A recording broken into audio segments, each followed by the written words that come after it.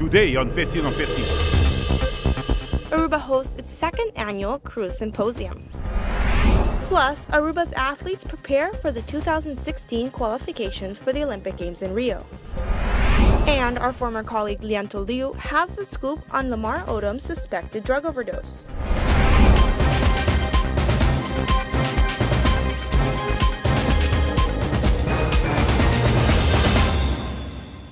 Thank you for joining us on another edition of 15 on 15 right here on Channel 15A TV with Daniela Piazzi.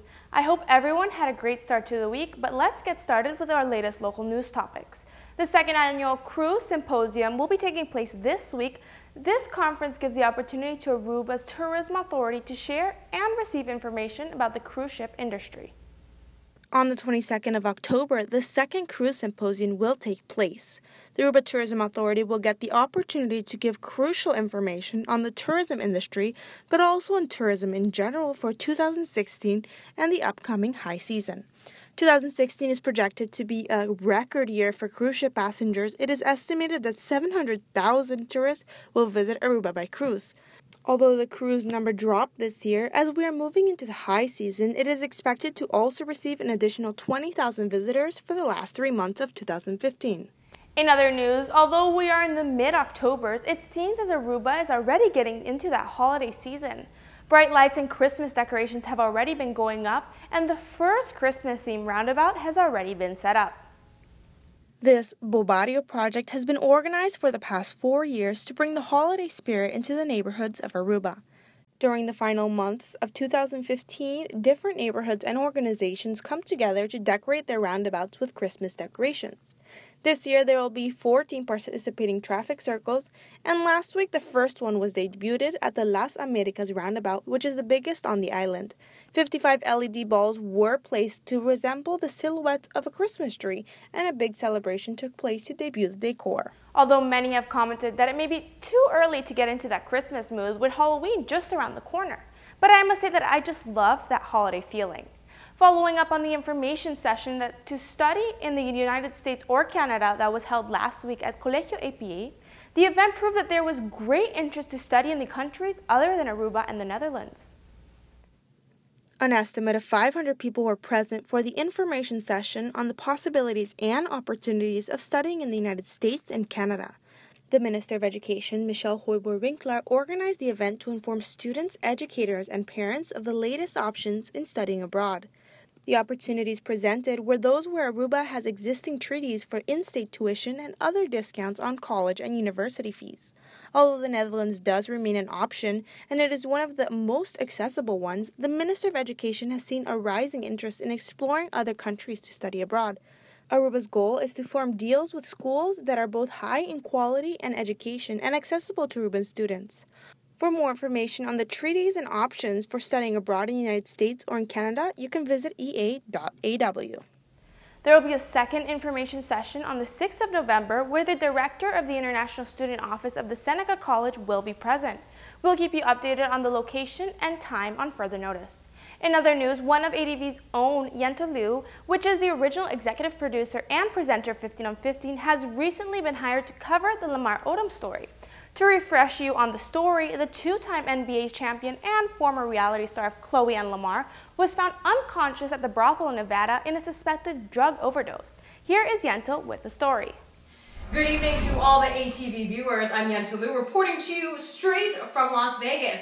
Now, I'm sure you've been aware the media has been all over Lamar Odom's story, which happened in Nevada. I am currently standing right here in the room where it all took place and where he was discovered on his bed unconscious by Richard Hunter, the media relations manager here at the ranch.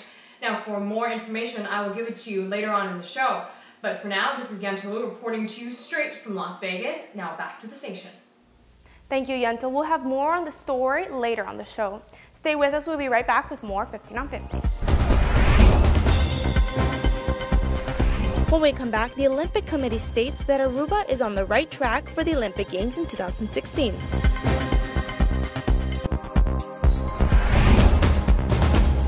Thank you for staying with us. The Aruban Olympic Committee has confirmed that it has been a very good year for Olympic classifications, and a group of athletes on the island are in the final steps to qualify for the 2016 Games in Rio. The pre-selection for the Olympic Games has been completed, and the Aruba Olympic Committee can conclude that Aruba's chances are very high to qualify.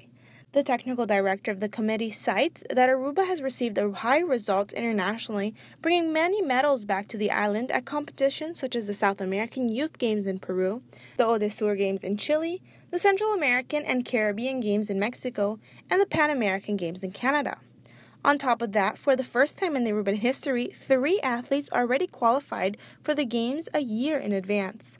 11 sports from 10 different federations have already confirmed that they are aiming to qualify for the Games, and therefore they must comply with Olympic Committee's requirements, such as budget, training plan, and national classifications. Good luck to all of the athletes in their final qualification rounds of the competition. On a similar note, although these athletes cannot participate at the Olympics, the Aruban drag racing team has also been gaining top spots at the international competitions. The drag race IHRA World Finals are in the books, and Team Aruba puts a cap on another successful year with their 2011 Pro Stock Mustang, which is called Aruba.com. They finished 7th in the international points standing overall, which is quite an accomplishment in the tough Pro Stock division. The Aruba team has always done a great job at promoting their island, and they are very adamant to talk to fellow racers and fans about the destination. With tens of thousands of miles raced this year alone, the Aruba team has earned a well-deserved vacation from travel and toil. The Mustang will remain at the team's U.S. base in South Carolina, while the members head back home for the winter. Congratulations to Team Aruba. On another note, besides being known for its beautiful beaches and friendly locals, Aruba is also known as a culinary destination with top chefs and restaurants in the Caribbean. And the island has TripAdvisor to back them up. During a recent top 10 poll on the site, Aruba's restaurants qualified in 2 top spots. TripAdvisor is an American travel website company which provides reviews of travel-related products. The website has always been an asset to promoting Aruban local businesses and the island itself. Aruba's beaches and hotels have often been on top lists with 5-star reviews, and now Aruba's cuisine has received quite some recognition. During the travel site's recent 2015 Traveler's Choice Awards, 2 of Aruba's restaurants made the cut. In the category of Best Fine Dining Restaurants in the Caribbean, Aruba's Carte Blanche restaurant placed number 2 in the region, and Two Fulls and a Bowl in Palm Beach received the top spot of fine dining restaurants in the Caribbean. This goes without saying that both dining experiences received 5-star reviews of happy and satisfied customers. Congratulations to these restaurants for their recognitions. Stay with us because we'll be right back with more 15 on 15, and we'll have all the details on the Lamar Odom story right here on Channel 15 ATV. After the break, we have insider details from the Las Vegas brothel that Lamar Odom was found at.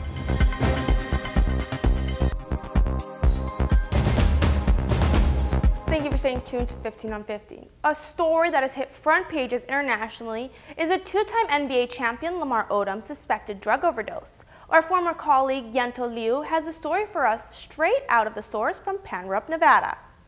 Lamar Odom, the 2-time NBA champion and former reality TV star of Chloe and Lamar on E!, was found unconscious at a brothel in Nevada in a suspected drug overdose. Khloe Kardashian is still legally married to Lamar Odom and is making all medical decisions for him at this time. Odom is currently at the Sunrise Hospital in Las Vegas, Nevada.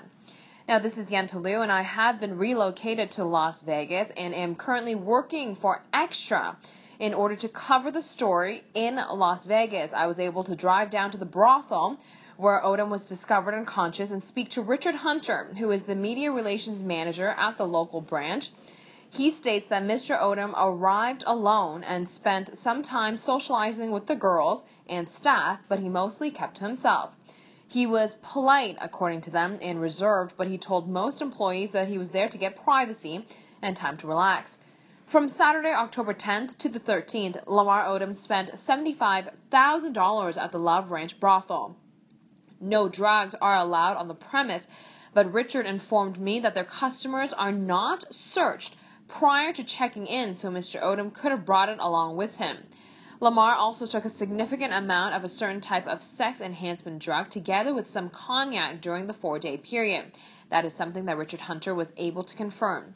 Mr. Hunter also says that prior to the 911 call, he contemplated on giving Lamar Odom CPR, but because the basketball player was still breathing, he waited to ask the 911 operator, whom advised against it.